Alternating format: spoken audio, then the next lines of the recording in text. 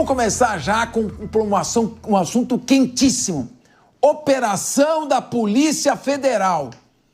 A Polícia Federal cumpriu, na manhã de hoje, um mandado de busca e apreensão na Câmara dos Deputados para investigar desvio de recursos públicos e fraudes nas licitações no estado do Ceará. A ação foi autorizada pelo ministro do Supremo Tribunal Federal, Gilmar Mendes. A operação apura, olha lá, desvio de recursos públicos em emendas parlamentares. Só tem rolo nessas emendas. Um dos mandados foi cumprido no próprio gabinete do deputado federal, que é o Júnior Mano, do PSB. Em nota, a assessoria do parlamentar afirma que ele não exerce qualquer função executiva, a gente sabe, ele é deputado, ou administrativa em prefeituras, não participa de comissões de licitação, ordenação de despesas ou fiscalização de contratos administrativos. E diz que tem plena convicção que, ao final da apuração, a verdade dos fatos prevalecerá com o completo esclarecimento das circunstâncias e o reconhecimento de sua correção de conduta. A liderança do PSB na Câmara também se posicionou. Diz que espera que todos os fatos sejam investigados e esclarecidos o mais breve possível, respeitando o devido processo legal e a ampla defesa do deputado Júnior Mano. Bom, vamos começar aqui com Henrique Kriegner. Henrique Kriegner, claro, respeitando o princípio da ampla defesa, o devido processo legal e o princípio do estado de não culpabilidade. Vamos aguardar antes de jogar pedra ou tirar conclusões. Mas é uma operação, se o ministro determinou a busca e apreensão, pelo menos indícios existiam ou existem. Agora eu pergunto a você, é uma vergonha o Congresso Nacional tá batendo o pé da maneira como está, por emenda parlamentar, como se emenda parlamentar fosse a salvação da humanidade.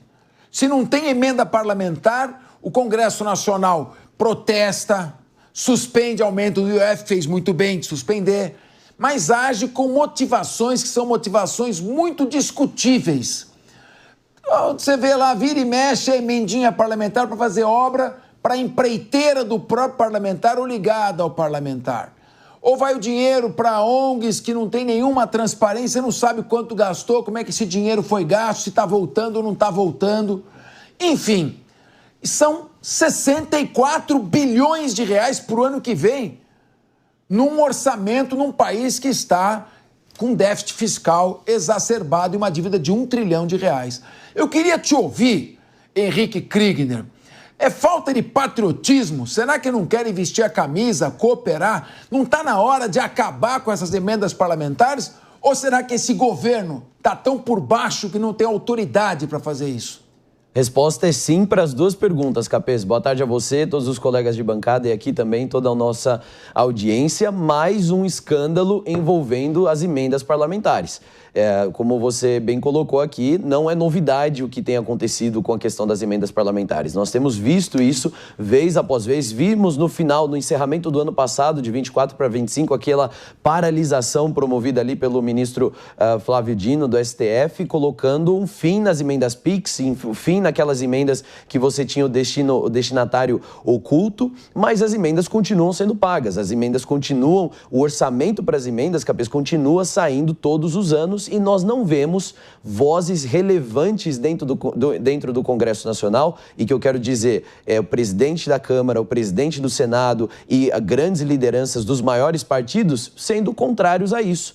Parece que está tudo bem nós gastarmos esses 60 bilhões por ano. Parece que está tudo bem a maneira como as emendas estavam acontecendo. Vamos lembrar aqui, e essa é uma análise que a gente precisa fazer, que nós temos partidos de direita, partidos de centro e partidos de esquerda se comportando da mesma maneira no gasto da emenda parlamentar. Isso é vergonhoso. Então, para que nós precisamos? O que é essa orientação ideológica que muitas vezes é tão preponderante e que às vezes até causa certas divisões? Por que na hora de gastar as emendas, de aplicar as emendas, nós não vemos reflexo dessa ideologia também? Isso precisa ser analisado. Por que tem tantos deputados que cobram o governo federal de ajuste fiscal, mas continuam também fazendo emendas e usaram muito das emendas PIX quando elas eram liberadas? Então, o grande ponto aqui que nós precisamos entender é, ano que vem nós temos eleições. Será que nós, como sociedade, vamos colocar ali como um critério aqueles que são a favor de uma reforma nesse sistema de emendas? Porque, Capês, os municípios brasileiros já não aguentam mais. Eles não conseguem mais ficar dependendo. É vergonhoso a situação, até vexatória, muitas vezes, que prefeitos, vereadores ficam lá na porta do deputado implorando por um dinheirinho de emenda para poder pagar uma ambulância, para poder pagar uma reforma de uma quadra, para poder fazer uma nova obra, uma nova praça. O dinheiro é gerado no município, o dinheiro é gerado no estado. Então, por que não manter esse dinheiro no município, no estado, e permitir com que, então, o parlamentar dessas regiões e o líder do executivo dessas regiões também, desses níveis da nossa União, possam, então, decidir para onde vai esse dinheiro. Essa maneira confusa de que o orçamento está organizado no Brasil abre espaço justamente para isso. Claro, o deputado vai poder se defender, mas como você falou, se não houvesse indícios, nós não teríamos essa investigação acontecendo. Professora Carla Bene, a emenda parlamentar até tem sua razão de ser. Ou seja, é aquela ruazinha que precisa ser asfaltada e a administração central não consegue enxergar como prioridade. É aquela entrada do pronto-socorro de uma cidade do interior que precisa ser feita novamente, porque ela confunde a entrada de pronto-socorro com recepção de pacientes. Enfim, sempre tem alguma coisa menor que seja feita e que é importante que os olhos do deputado alcançam o que a administração não viu. O que eu não consigo entender é uma emenda parlamentar que é emenda PIX. Ou seja, o parlamentar, senador ou deputado envia aquele valor e cai numa conta comum da prefeitura. Ou seja, ele não sabe para onde vai este dinheiro. Ele colaborou com a prefeitura, mas não tem aquela obra específica. Então, não há o proveito político imediato. Por que ele quer que o dinheiro fique misturado no caixa da prefeitura e ninguém saiba para onde está indo? Para dificultar o rastreamento? Pode ser. Depois, emenda de comissão. Você não sabe quem é que está mandando o dinheiro, porque é a comissão que está enviando. Qual é o proveito político que ele vai ter? E o que é pior, emenda que vai para outro estado, onde o parlamentar não tem voto. Pergunto a você, você sabe muito melhor do que eu, no final dos anos 70, o Brasil era a 7ª maior economia do mundo. Estava à frente da Índia, à frente da China, por exemplo. Hoje, no hemisfério sul, a China ultrapassou o Brasil e deixou o Brasil comendo poeira, com todos os problemas que tem a China. 1 bilhão e 500 milhões de pessoas para alimentar. O problema nosso qual é? É falta de seriedade nas gestões, falta de continuidade na administração, corrupção, falta de comprometimento, falta de visão pragmática. O que acontece com esse país? Mais um mau exemplo de gestão de dinheiro público que está nas emendas parlamentares, independentemente da condição do deputado que está sendo investigado. Boa tarde, Capês, meus amigos de bancada. É um somatório, na verdade, né, Capês? É um somatório de problemas que nós temos, mas se a gente ficar atento a essa questão, por exemplo, específica das emendas, e pegando um pouco o assunto anterior agora, muito bem falado pelo Henrique, que é o fato de que você tem tanto a direita quanto a esquerda, que você tem essa união, ou seja, em relação às emendas, e a gente também não pode esquecer o fundo eleitoral. Então, o fundo eleitoral também, todo mundo vota em conjunto, por isso que essas discussões familiares, elas precisam até ser repensadas, né? Porque na hora da emenda e do fundo eleitoral, todo mundo tem a mesma opinião a esse respeito. Então, quando a gente pega essa construção do Brasil lá atrás e até pensando hoje, a gente vê uma dissociação entre o Congresso e a materialidade e a necessidade da população. A gente está cada vez mais, e agora com essas notícias mais quentes, digamos assim, vendo essa separação entre aquilo que o Congresso diz que nos representa e a nossa realidade realidade do dia a dia. Quando a gente pega as emendas, Capês, lá no começo, no governo Dilma, vou voltar um pouco lá atrás, a gente tinha uma ordem de 5 bilhões e ela está prevista na Constituição. Você pode ter algumas verbas específicas exatamente com os pontos que você acabou de falar, algo que o município enxerga e a federação acaba não enxergando, a União, desculpa, acaba não enxergando da mesma forma. Só que o que nós estamos observando desde o governo Dilma até agora, o momento do governo Lula 3? A pressão que é feita entre o legislativo e o executivo, ele está drenando o orçamento. Então, o orçamento está sendo drenado do executivo para o legislativo. E o que morre aqui no meio do caminho? O planejamento de longo prazo, porque planejamento estratégico, investimentos, por exemplo, um exemplo simples, nós estamos tentando, o Brasil está tentando executar o PAC 3, que é importante porque o investimento de hoje é o emprego de amanhã. E nós tivemos agora, nos últimos ajustes orçamentários, a retirada de 10 bilhões do PAC para as emendas parlamentares. Então, é esse dreno, Capês, que eu estou mencionando a respeito dessa saída do orçamento, que sai do executivo e vai para o legislativo. Ou seja, a próxima gestão, seja ela qual for, vai ter cada vez menos condições de conseguir trabalhar projetos de longo prazo. Pois é, muito bem, professora. Nós temos aqui também o professor Túlio Nasa, que é especialista em finanças públicas, direito público, e já foi gestor público, já trabalhou em administrações municipais, então ele conhece o funcionamento da máquina. Eminente e distinto professor. Como o senhor analisa, professor Túlio Nasa, essa questão das emendas parlamentares no aspecto quantitativo e também na forma de pouca transparência com que esses recursos são geridos, são gestados? Qual a sua visão? Qual seria a solução? Nós estamos falando que praticamente o orçamento das emendas parlamentares equivale ao déficit fiscal. Nós temos um Congresso Nacional que já custa 11 bi por ano, o orçamento do Supremo é 1 bi. Então, nós temos muitos gastos do orçamento público e, no entanto, as finanças continuam andando de maneira trôpega. Como gestor, como professor, qual a sua visão, qual a sua proposta, como solucionar e enfrentar esse tema que tem condenado o Brasil a um crescimento lento, ou seja, quase a uma estagnação no crescimento do seu PIB? A gente leva 10 anos para fazer o óbvio e ainda patina no 11º ano. Boa tarde, Capês. Boa tarde aos amigos da mesa. Boa tarde, audiência da Jovem Pan. Olha, Capês, o que você falou é o puro suco do que é o orçamento público brasileiro. Infelizmente, Capês. Por quê? Vamos tentar explicar aqui para a audiência. Essas emendas parlamentares, que hoje representam 50 bilhões de reais do orçamento, elas servem para que os congressistas enviem recursos às suas bases eleitorais, aos municípios, para que os municípios façam pequenas obras, pequenas intervenções, como asfaltar uma rua, como construir uma unidade de defesa animal, que eu já vi muito unidade de defesa animal sendo construída por conta dessas emendas.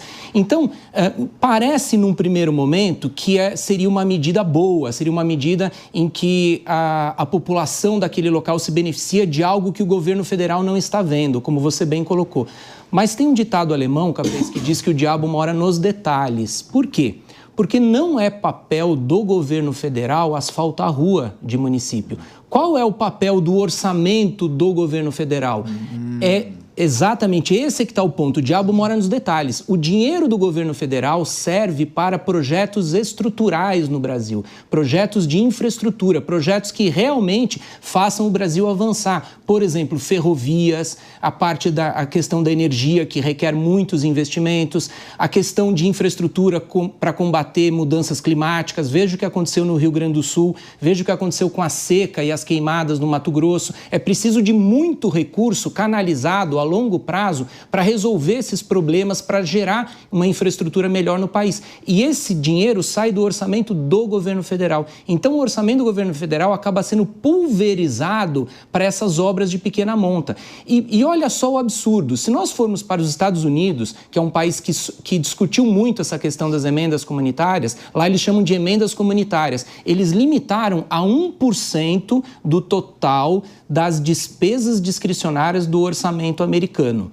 Aqui no Brasil, esse montante é de 25% das despesas discricionárias, ou seja, 25 vezes mais do que nos Estados Unidos. E o que são despesas discricionárias, para a audiência entender? São as despesas de investimento, porque o orçamento público ele é comido, ele é corroído 50% de despesa de pessoal, 25% de despesas com a educação federal, 18% com saúde, entra meio ambiente, os outros ministérios. O que sobra de investimento é muito pouco. Então, 25% de todo o investimento nacional está na mão das emendas parlamentares. E a gente tem visto que, se não bastasse o absurdo que é na sua origem, né, e na sua quantidade, os desvios que vêm acontecendo, né?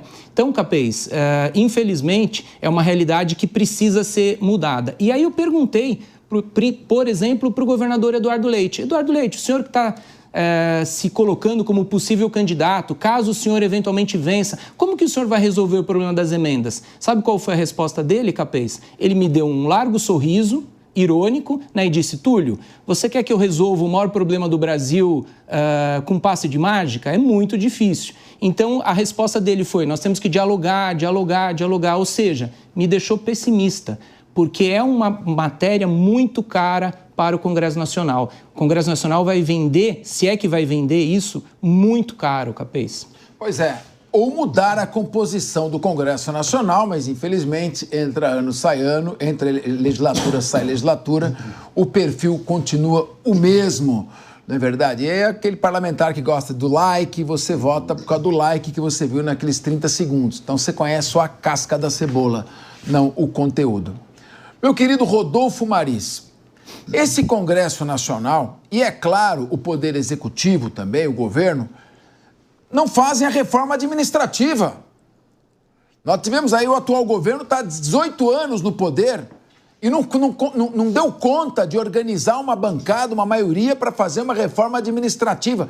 E fazemos a reforma tributária antes da administrativa, ou seja, antes de saber quanto eu tenho que gastar, antes de racionalizar o meu gasto, eu quero saber quanto eu tenho que arrecadar.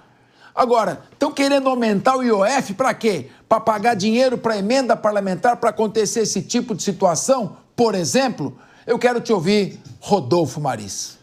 Boa tarde, Capês. Boa tarde, meus amigos de bancada, você que nos assiste. Capês, e já com uma anotação aqui de uma herança maldita, né?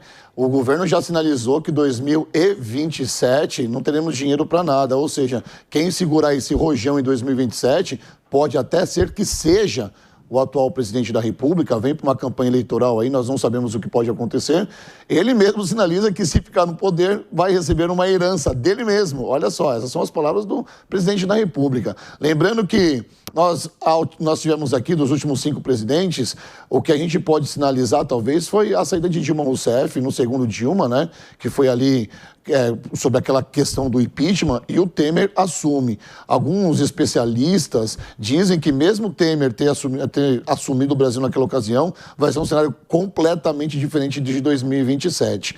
E aqui os meus amigos de bancada, Capês, já deram uma aula sobre as emendas parlamentares e sobre o que isso significa dentro do parlamento, porque ela é de verdade uma moeda de troca, e isso é muito ruim para o nosso país, porque se ela fosse usada para o fim devido para qual ela foi criada, nós não teríamos essa celeuma toda que é o nosso país. Agora, só se atentando ao Júnior Mano, que lógico, tem aí a prerrogativa de foro e vai com certeza aí com seus advogados tentar provar a sua inocência, uma vez que ele está sendo acusado. Mas quem é Antônio Luiz Rodrigues Mano Júnior? Devo lembrar que ele foi o segundo deputado mais votado do Ceará, né, com mais de 216 mil votos. E naquela ocasião ele era do PL.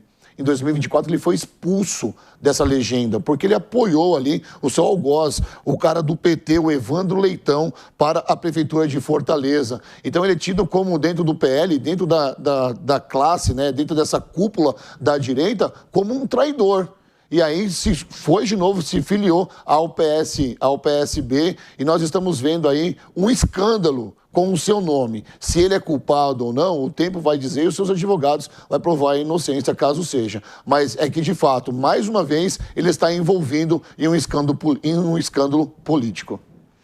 Henrique Kriegner, enquanto isso, o atual governo é recordista em arrecadação de impostos. A culpa é dos ricos. Os ricos é que são culpados. Os ricos é que estão torrando 64 bilhões de reais em emendas parlamentares. A culpa, então, é jogar os pobres contra os ricos ou os super ricos, que, na verdade, muitos deles são aqueles que dão empregos, que têm empresas, que geram empregos, que arrecadam tributos. Na hora de pagar os tributos, os ricos servem. Na hora de fazer demagogia, o mundo está contra eles. Então, é um governo que está arrecadando. Sabe quanto deu essa gracinha do IOF aí? Porque o IOF foi suspenso agora, né? Mas você sabe, como é um imposto que não tem anualidade, né? Tá aqui o Túlio Nasa que não deixa mentir. É um imposto extrafiscal, incidência imediata. O governo arrecadou 8 bi em junho desse ano, com essa gracinha, essa conversinha aí do aumento do IOF. Então eu pergunto a você, é hora de ficar demandando esse sacrifício extra da sociedade para pagar imposto, para expulsar rico daqui para paraísos fiscais, antes de organizar como é que é feito, como são feitos os gastos de dinheiro público? De jeito nenhum, Capês. Na verdade, essa é uma narrativa que se constrói agora, visando aí as eleições de 2026. Quando a gente vê toda essa ênfase nos super ricos, como se a taxação dos super ricos fosse a solução do problema do Brasil. A taxação dos super ricos é a garantia de um Brasil próspero, de um país que vai conseguir pagar as contas, de um país vai dar tudo certo se ao menos nós taxarmos os super ricos. Essa hiperênfase nisso, além de ser uma falácia, porque essa não é a pílula única que resolve todos os problemas do Brasil, a gente vê também um grande problema nisso, que é o impacto que isso vai ter. Eu tenho batido nessa tecla várias vezes aqui, que nós não podemos ter visão de túnel. Num país que tem altíssima instabilidade jurídica, num país que não garante segurança pública, um país que tem uma série de desafios na sua cadeia produtiva, tem vários desafios para empresários de qualquer ramo. Esse país, cujas condições de se fazer negócio não são as melhores, ainda aumenta a taxação, é óbvio que nós vamos perder capital, é óbvio que nós vamos ter fuga de capital, é óbvio que nós vamos ter essas mentes produtivas também, esses braços produtivos indo para outros lugares. As pessoas pegam e falam assim, não, porque lá no país escandinavo, ali naquelas regiões, ali eles aumentaram e não fizeram a taxação e não teve tanta país com 4 milhões de habitantes, os caras querem comparar aqui com o Brasil? Um país que tem uma morte a cada mês, que tem não é uma coisa, você não pode comparar banana com laranja. Então a gente tem que entender muito bem como é que é isso que está funcionando. Agora, super rico, Capês, vamos combinar. Super rico, existe um super rico, sim, que precisava ser revisto. Super rico é o Estado brasileiro. Super rico é o governo, e eu vou aqui trazer até o recorte do governo federal. Esse sim é super rico. E esse sim nós precisamos colocar alguns mais olhos aí em cima disso tudo. Por quê? Tem muito dinheiro, nós acabamos de falar das emendas, nós estamos falando dela aqui agora. Nós temos vários privilégios que vão acontecendo em meio ao governo federal que não são vistos dentro do judiciário.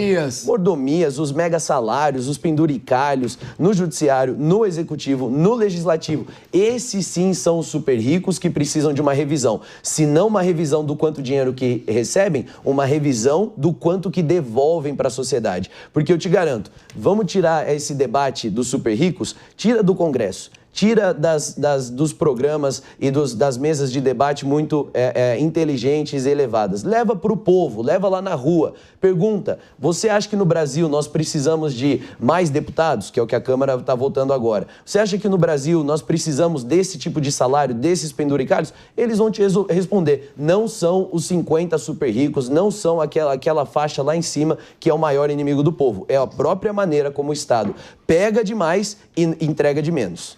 Pois é, e o governo está reclamando, né? Professora e economista Carla Bene, a senhora sabe muito bem que o ano passado, que já fechou, então a gente pode fazer uma conta aproximada, 2024, o ano já fechou, ano fiscal, o governo arrecadou, tadinho, 2 trilhões de reais, mas não parou ainda não, e 600 bilhões. E o dinheiro não dá, porque está pagando de juros 1 trilhão de reais por ano. E vem reclamar de que estão pagando pouco imposto. Professora, não seria o caso de uma medida econômica, primeiro organizar os gastos para depois verificar quanto nós vamos arrecadar? É uma visão nossa que não somos economistas, mas como os economistas encaram essa desorganização fiscal e administrativa em nosso país? Bom, aquele ponto inicial que você falou, Capês, que a gente deveria ter feito a reforma administrativa antes da tributária, ela é muito importante, isso daí não foi feito, o governo Temer também entrou no meio do processo e estava enfraquecido, não conseguiu essa força, então você acabou aprovando a reforma tributária e isso daí a gente ainda não conseguiu nem saber qual é o IVA que a gente vai pagar, né? O Imposto de Valor Agregado, o Senado ainda não resolveu isso. Então, essa é uma construção que a gente precisa pensar e quando a gente coloca esse valor que você pagou de juros, aqui é muito importante, vou pegar um pouco da questão do orçamento rápido, a gente tem previsões de receitas, né? Então, receita é sempre previsão de receitas e nas despesas nós temos as duas linhas muito bem ditas já. A gente tem as despesas obrigatórias, que são as fixadas em lei, e as não obrigatórias. E o primeiro resultado chamado de primário. O Brasil é praticamente o único país que fica fixado nesse resultado primário, se deu superávit ou se deu déficit. Só que a gente tem todo o pagamento de juros depois. E aí sim você tem um resultado nominal ou fiscal. O mundo inteiro discute só o resultado após o pagamento de juros e o Brasil não. Então essa é também uma outra mudança que a gente precisa pensar, porque a cada 1 ponto percentual que o Banco Central sobe a Selic, ele provoca uma despesa de 50 bilhões. Então, o Banco Central, ele, ao subir a taxa de juros, ele é corresponsável com a questão fiscal. Então, pegando só lá aquele primeiro ponto da pergunta do Capês, quando a gente pensa em China, por exemplo, a monetária e a fiscal caminham juntos para um projeto de longo prazo. No Brasil, não. Elas caminham em separado, a monetária e a fiscal. E isso daí faz com que a gente não consiga chegar literalmente a lugar nenhum, porque é como se o Banco Central orbitasse como uma estrela e não fosse corresponsável pelo nosso déficit fiscal. Então, isso está tudo junto, ou a gente tira as crianças da sala e vamos discutir a monetária com a fiscal junto, ou a gente vai continuar no processo que a gente está. Exatamente. E com as crianças na sala. Administrando o país. Meu querido professor Túlio Naza, eu não sei se a minha visão é um pouco infantil ou lúdica, mas eu imagino o Brasil como um automóvel com 2 volantes. Cada um vira para um lado o volante. Então você vai para cá, vai para lá, você não tem direção. Então, uns querem administrar um déficit fiscal gigantesco, tem que se endividar, tem que ser assistencialista, nem que quebre o país. Outros entendem que, muitas vezes, o assistencialismo tem que ser reduzido em prol do déficit fiscal. Ou seja, cada um vai para um lado. A China, com todos os defeitos que tem, um país autoritário, mas a China tem uma condução de capitalismo de Estado. Ela tem um rumo. E ela vem com crescimentos do produto interno bruto impressionantes a cada ano. E nós ficamos debatendo, muitas vezes o óbvio, perde-se um tempo enorme debatendo tanta bobagem e não se toca adiante a economia e não se cuida do combate ao crime organizado. Então, vamos imaginar que o Peter Pan com pó de pirlim-pim-pim descesse aqui a este estúdio e a Sininho desse um toque no Rodolfo Maris. Rodolfo, você vai governar este país por 6 meses. Aí o Rodolfo, que não é bobo nem nada, vai chegar e falar, bom, eu preciso no jurídico do Esper Shakur e na administração pública eu vou chamar o Túlio Naza. Muito bem, Túlio. Túlio, faz o seguinte, o Congresso não vai te atrapalhar. Faz uma reforma administrativa aí que eu quero arrecadar menos imposto e impulsionar o crescimento econômico. Professor, especialista em gestão pública, Túlio Naza, eu estou perdido. Por onde a gente começa? Olha, Capês, você até me desconcertou aqui com sua inteligência e seu bom humor, né? Vamos tentar colocar ordem, tentar explicar um pouco esse emaranhado de problemas que o governo federal coloca sobre a sociedade e essa guerra de narrativas, né, que atrapalha muito a compreensão do que vem acontecendo no Brasil. Primeiro ponto, né, e eu vou lembrar muito o que a professora Carla disse, que é muito verdadeiro, que é o seguinte: não há reforma tributária sem corte de despesa, sem ajuste fiscal e, mais precisamente, sem reforma administrativa. Por quê? Porque 50% da despesa do orçamento federal é despesa de pessoal. Esse é o gargalo, né? Muitos se perguntam, mas vai cortar despesa da onde? Da onde? De despesa de pessoal. É muito cargo em comissão, é muito ministério. Mas isso representa o quê? De novo, 50% do orçamento. Então, se o governo não faz um ajuste fiscal cortando despesa, qual que é a consequência prática disso? Ele precisa arrecadar mais, porque ele precisa pagar as despesas que ele está gerando. Essa necessidade de pagar despesa, o que vai fazer? Vai apertar o empresário brasileiro na ponta. E apertando o empresário brasileiro na ponta é menos emprego, é mais inflação. Então é isso que acaba resultando na vida do cidadão. Aí nós vamos para algumas narrativas que elas são perigosas, né? O governo federal, ele não tem tempo de fazer uma política de ajuste fiscal correta, não keynesiana, não de o Estado colocar mais dinheiro de forma irresponsável na economia, mas fazer uma reforma de ajuste fiscal e que isso vá propiciar números até a eleição. Esse é o problema, porque é uma medida política mais demorada. Então, o que o governo faz? O governo, ele dobra a aposta, ele vai para as narrativas dizendo é o pobre contra o rico. Na verdade, vocês querem que o governo gaste menos, vocês estão tirando dinheiro do social, tirando dinheiro das pessoas, quando não é verdade essa equação.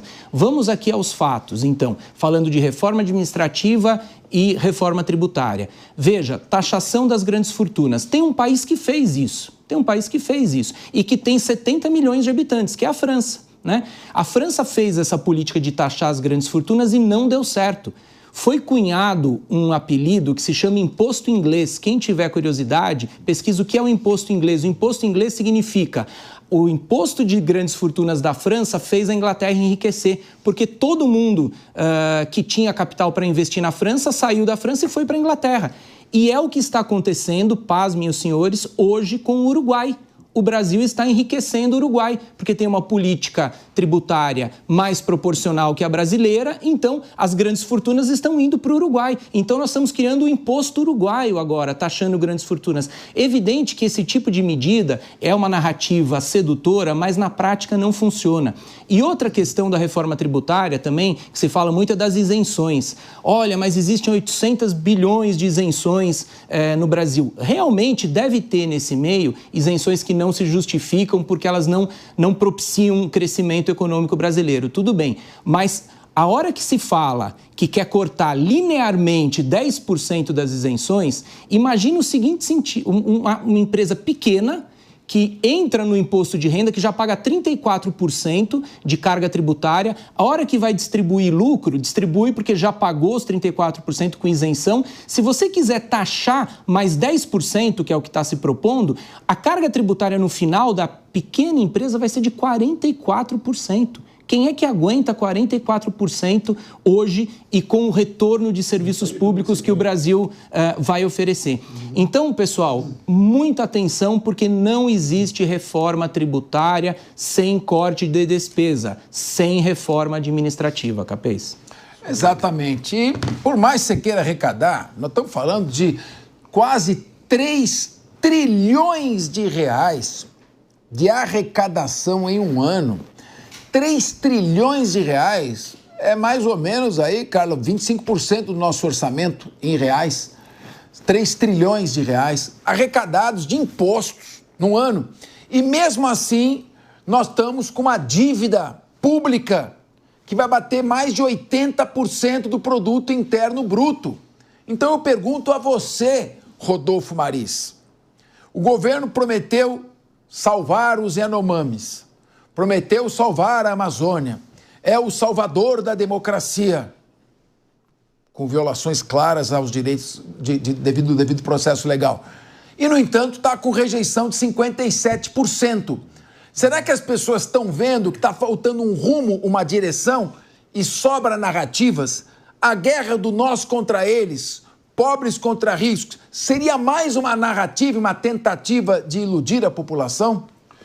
Sim, Capês, eu vou me atentar justamente na sua pergunta, porque nas questões econômicas nós temos especialistas à mesa aqui, a professora Carla, o professor Túlio e o Kriegner também, que decorrem muito bem sobre esse assunto, e eu vou mais para esse apelo emocional mesmo, do que o povo está sentindo na rua. E não é só na rua que o povo está sentindo, ou no plural, nas ruas. Quando eu falo nas ruas, eu estou falando dos supermercados. Quando um pai de família que sobrevive com um salário mínimo de 1.500 e pouquinhos reais, vai ao supermercado e vê lá o estrondoso aumento do café, o estrondoso aumento do ovo, a proteína mais usada no Brasil, talvez uma das mais usadas no mundo, com valor absurdo, o arroz, o feijão, ou seja, produtos que fazem parte de uma cesta básica com os números lá nas estrelas, lá nas alturas. E aí você não precisa também, eu faço for a minha aqui, você não precisa ser um economista, porque eu também não sou, mas eu sou um pai de família que vai ali ao supermercado fazer a sua compra ali todo mês e nós temos ali as anotações de quanto nós estávamos pagando no mês passado e o aumento exponencial de um mês para o outro.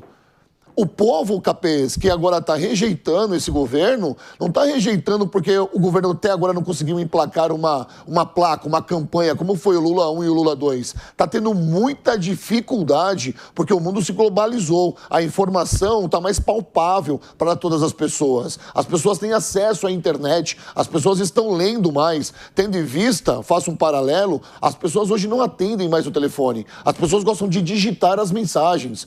As pessoas estão lendo mais. E isso é um assunto para outra hora, mas faz luz aqui, é o que eu estou querendo dizer. As pessoas, elas estão procurando mais informações. Lógico, nós temos aí 200 milhões de fake news espalhados, assim como nós temos as notícias de verdade. Assim como nós temos as pessoas que trabalham para isso. E o povo está olhando para isso e falando, pera um pouquinho, não é possível que o problema do país está nos super ricos. São eles os culpados por o Brasil estar nessa decadência financeira que nós nos encontramos. É quase que impossível de acreditar nisso, porque é uma faca, ou na verdade uma espada, que só corta de um lado. E é o lado do povo que está sendo cortado. É a pele do povo que está sangrando. Enquanto isso, como bem disse aqui o Kriegner, os penduricalhos, os aumentos exacerbados de valores gigantescos, economicamente falando, para deputados e senadores, estão aumentando. Juízes estão aumentando. E o povo tem que sobreviver com a miséria que ele ganha. Muito bem. E a preocupação é que o ano que vem é um ano eleitoral e já se diz que 2027 vai faltar dinheiro para a educação e para a saúde.